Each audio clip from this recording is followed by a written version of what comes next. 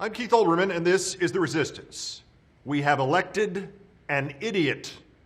For all the insanity and the stunning self-absorption and the bullying and the delusional view of America that would embarrass a high school dropout watching cartoons while strung out on meth.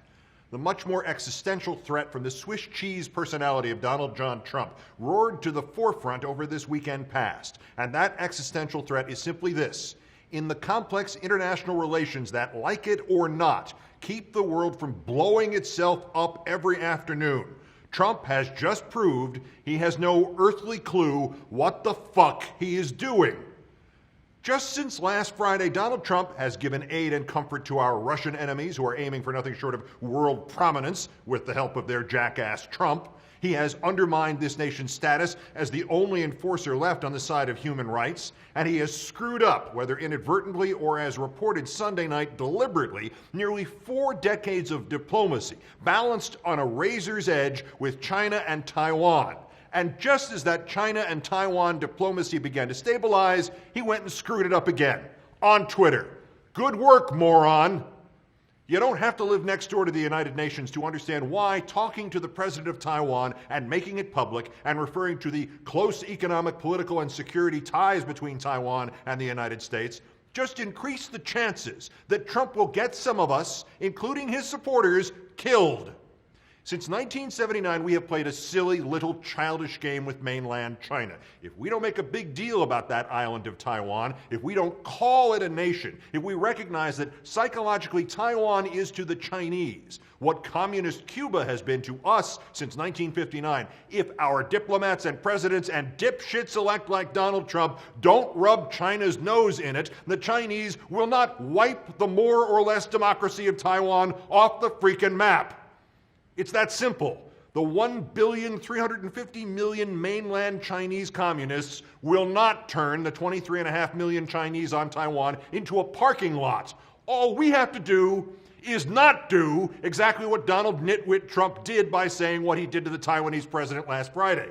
But of course, he did it because he thinks he knows better than everybody else about the world when he doesn't know shit. And anyway, what's the fate of 23.5 million Chinese on Taiwan compared to what really matters? The president of Taiwan called me today to wish me congratulations on winning the presidency. Thank you. Interesting how the U.S. sells Taiwan billions of dollars of military equipment, but I should not accept a congratulatory call. Because clearly the point of an incoming presidential administration is to see how many leaders around the world call in to tell him how terrific he is. We now see, 6 weeks out from the inauguration, the outlines of the Trump doctrine. Congratulate Trump! Sunday, a crowded elevator's worth of trumpets pushed a story in the Washington Post that this was all planned. It was a more robust defense of Taiwan, which is, of course, even dumber, especially if the idiot-elect has to publicly disguise his planned robustness as naivete, because, of course, he then gets mad when people call him naive, and so thus he doubles down on the whole thing Sunday night on Twitter. So now not only are the Chinese pissed off, not only is their help in whatever looms next for us in North Korea in jeopardy, and not only is an actual slow growth in the reliability of the relationship between our two countries at risk, but who benefits from uncertainty between the U.S. and China? We don't win from it. The Chinese don't win from it. In whose interest is the new confusion, the new setback, the new ass-hattery from Trump? Russia.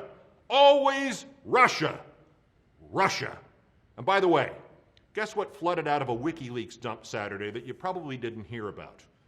90 gigabytes, 2,420 documents of intelligence related to Germany and the German President Angela Merkel, ahead of Germany's upcoming elections. Germany, which since Trump's election by a minority of our voters has already taken our place as the leading democracy in the world and the only Western power able or willing to stand up against the passive-aggressive world war that Russia has been waging for several years, now with the aid and comfort of President-elect Donald bumbling amateur Putin puppet fucking Trump.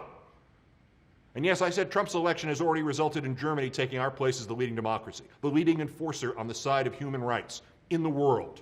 And if these fiascos with China and Taiwan and WikiLeaks in Germany are not evidence enough, there was a third Trump diplomatic disaster that might actually have eclipsed the other two. Philippines President Rodrigo Duterte, the street thug who has had thousands of his citizens murdered by police and vigilantes without trial, or in many cases without even arrest, on the pretext of an anti-drug campaign. Duterte says he too got on the phone with Trump on Friday, and that Trump endorsed the barbarism Duterte has unleashed. I could sense a good rapport, an animated President-elect Trump, and he was wishing me success in my campaign against the drug problem, Duterte said.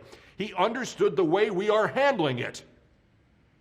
We are many things in this country, but we have never and must never stoop to murder disguised as law and order by a dictator who has compared his own actions to those of Adolf Hitler as if he were complimenting himself.